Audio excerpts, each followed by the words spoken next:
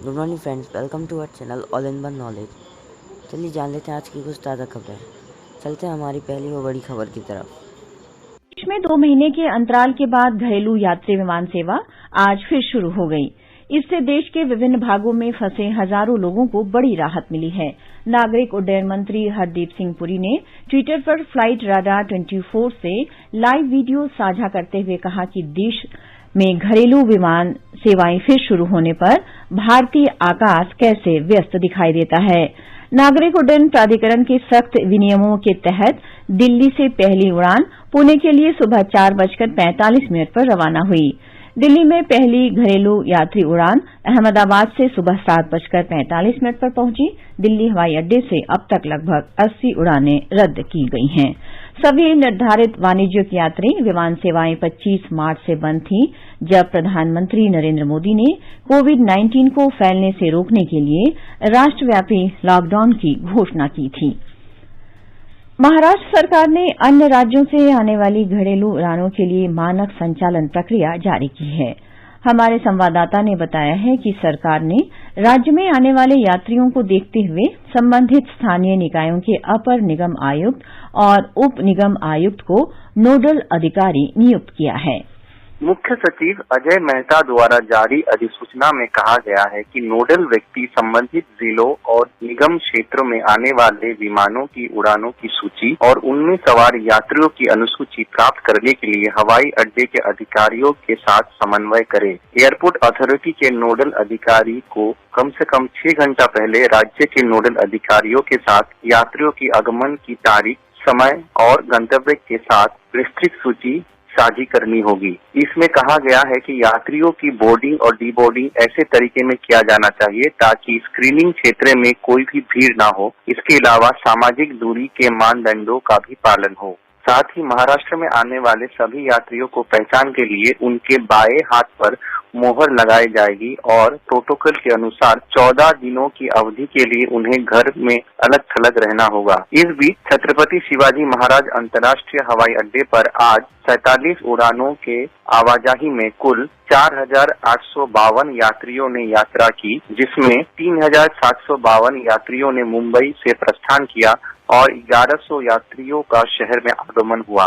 कुछ इलाकों में आज राहत और सामान्य स्थिति बहाल करने के कार्यों की प्रगति की समीक्षा की।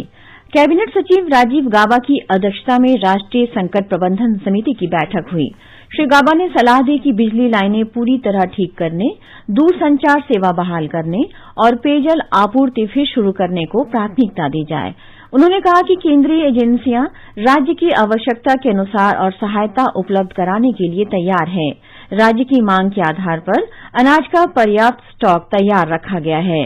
प्रधानमंत्री ने राज्य सरकार के लिए 1,000 करोड़ रुपए की राशि जारी की है।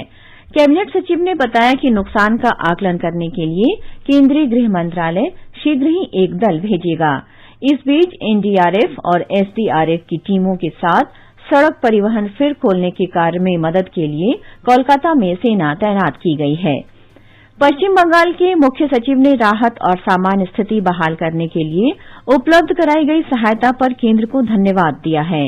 राज्य के तूफान प्रभावित क्षेत्रों में बिजली और दूरसंचार सेवाएं फिर बहाल करने को प्राथमिकताएं दी जा रही हैं।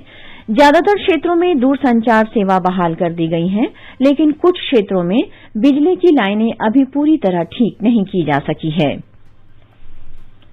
संचार और सूचना प्रौद्योगिकी मंत्री रविशंकर प्रसाद ने आज दूरसंचार सचिव, बीएसएनएल के अध्यक्ष और प्रबंध निदेशक, पश्चिम बंगाल और ओडिशा के मुख्य महाप्रबंधकों से दोनों राज्यों में टेलीफोन सेवा बहाल करने में तेजी लाने को कहा है।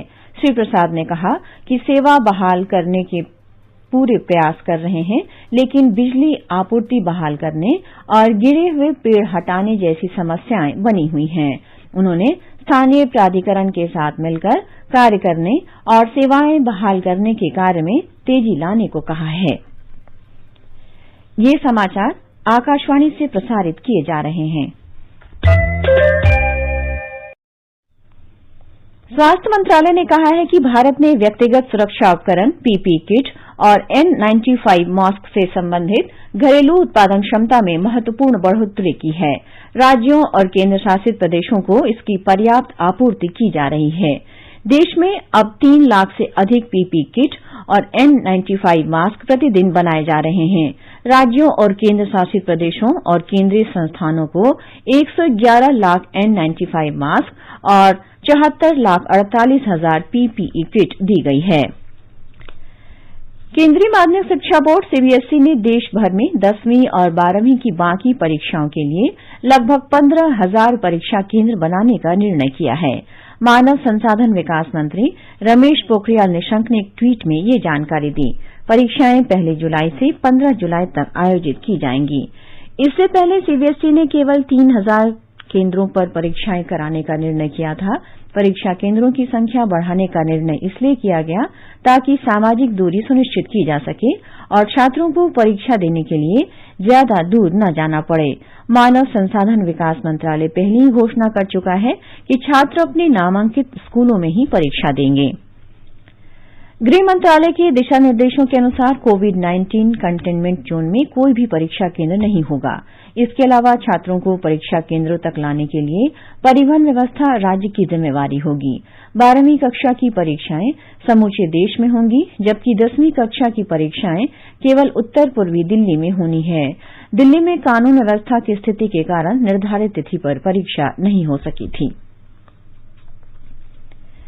रेल मंत्रालय ने देश भर में 3,060 से अधिक श्रमिक विशेष रेलगाड़ियों के जरिए 40 लाख से अधिक यात्रियों को उनके गृह राज्य पहुंचाया है। रेलवे ने लॉकडाउन के कारण विभिन्न स्थानों पर फंसे कामगारों, तीर्थयात्रियों, पर्यटकों, विद्यार्थियों और अन्य लोगों को उनके गृह राज्य पहुंचाने के लिए 1 मई से श्रमिक विशेष रेलगाड़ियां चलाई हैं। इन रेलगाड़ियों के अलावा नई दिल्ली से 15 शहरों के लिए विशेष अप और डाउन रेलगाड़ियां भी चलाई जा रही हैं। 1 जून से 200 अतिरिक्त रेलगाड़ियां भी चलाने की योजना है।